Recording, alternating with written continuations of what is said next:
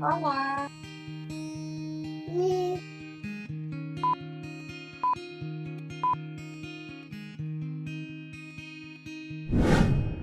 Bienvenidas. Hoy vamos a ver el surgimiento de la escuela nueva.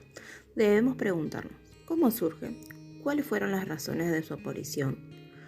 Fue un movimiento que surgió a finales del siglo XIX, en contraposición con la educación tradicional, que desarrollaba una pedagogía basada en el formalismo y la memorización. La escuela nueva se puede definir como una serie de principios tendientes a rever las formas tradicionales de la enseñanza.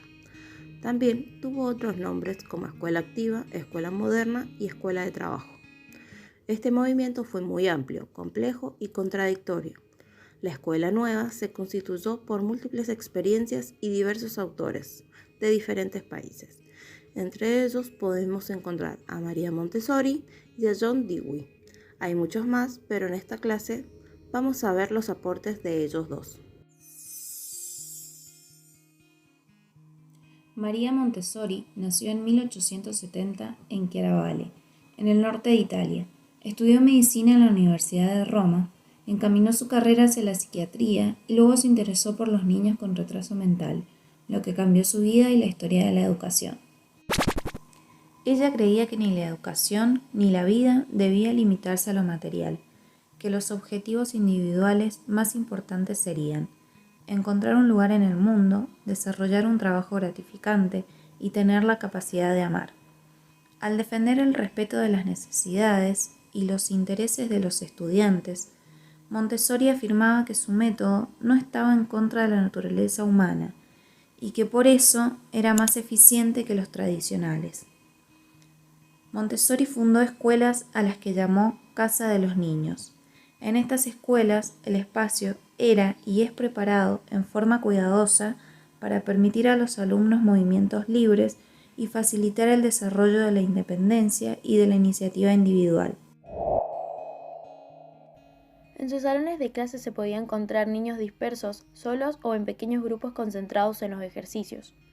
En cambio, en un salón de clases tradicional, ella decía que parecían colecciones de mariposas, cada alumno preso en su lugar, ya que en las escuelas Montessori, los profesores estaban junto a sus alumnos observando o dibujando y no existía el recreo, porque no hacía falta diferenciar entre el ocio y la didáctica.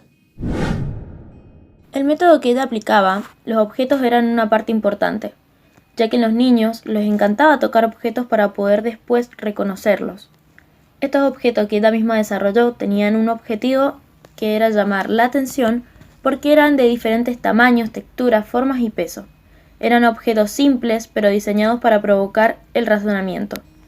Podemos decir que el principal legado de María Montessori fue afirmar que los niños traerían dentro de ellos mismos el potencial creador que les permitía conducir su propio aprendizaje y encontrar un lugar en el mundo.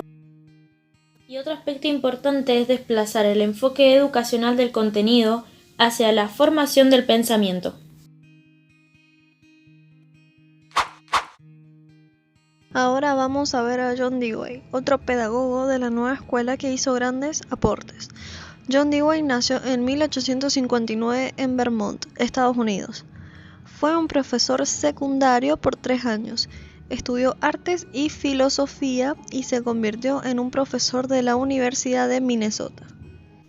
Su interés por la pedagogía nació de la observación de que la escuela de su tiempo continuaba regida por los valores tradicionales y no se habían incorporado los descubrimientos de la psicología, ni había acompañado los avances políticos y sociales. La teoría de Dewey está plasmada en la educación progresiva. Uno de sus principales objetivos es educar como un todo. Él dice que el aprendizaje se va dando cuando compartimos experiencias y eso solo es posible en un ambiente democrático, donde no haya barreras al intercambio del pensamiento. Es por esto que había una necesidad de crear una escuela nueva, un espacio en el que las personas se encuentran para educar y ser educadas. Es decir, el objetivo de la escuela debía ser el de enseñar a los niños a vivir en el mundo, porque la escuela es la vida misma. Dewey decía: los niños no están en un determinado momento siendo preparados para la vida y en otro viviendo. Educar, entonces, es mucho más que reproducir los conocimientos. Educar es incentivar el deseo de desarrollo continuo y preparar a las personas para transformar algo. Por esto, la reflexión y la acción son un todo indivisible. Para Dewey, el profesor debe presentar los contenidos escolares en forma de problemas y jamás dar de antemano las respuestas o soluciones rápidas. El profesor debía usar procedimientos que hagan reaccionar al alumno para que elabore sus propios conceptos y así pueda enfrentar el conocimiento sistematizado. Influenciado por el empirismo, creó una escuela laboratorio donde él enseñaba para comprobar los métodos pedagógicos, insistiendo en la relación entre la teoría y la práctica.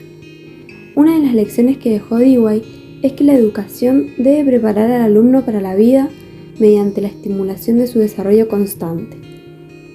Otro punto clave de su teoría era la creencia de que el conocimiento se construye por consensos que resultan de discusiones colectivas.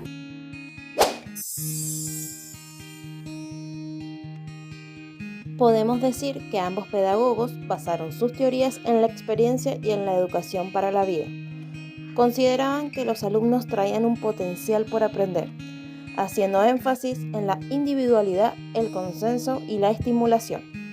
El rol del profesor debía ser de guía y de acompañar el momento de aprendizaje.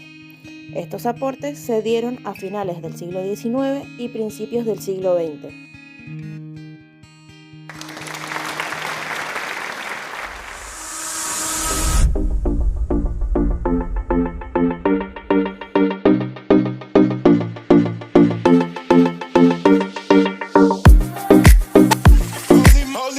Moly.